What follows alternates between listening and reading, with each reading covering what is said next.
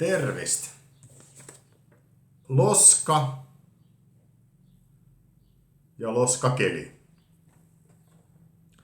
Lörtsine ilm oleks lihtne tõlge eesti keelde.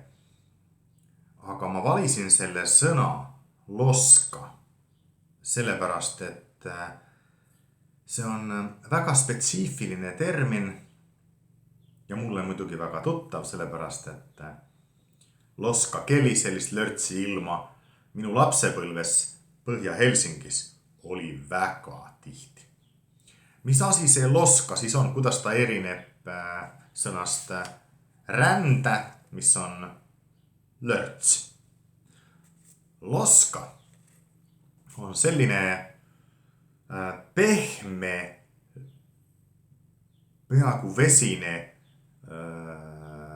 lörtsi kiht, et kui sa astud saapaga, siis niimoodi lähed sisse nii sügavale, kui seda on, ja kuni asfaldini välja.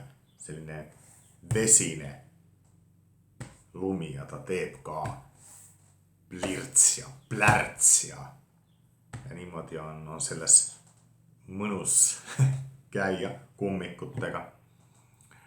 Et ma alati mõtlen, et ikka oli väga sügav vesine kiht, aga minu lapsepõlves ikkagi mu jalg oli hoopis väiksem ja kummik oli väiksem, nii et tegelikult ega ta nüüd nii sügav see lörtsi kiht ka ei olnud, aga selline vesine kiht asfaldi või kruusatee peal, kus saad kõndida, mis jalgade all läheb täitsa laiali.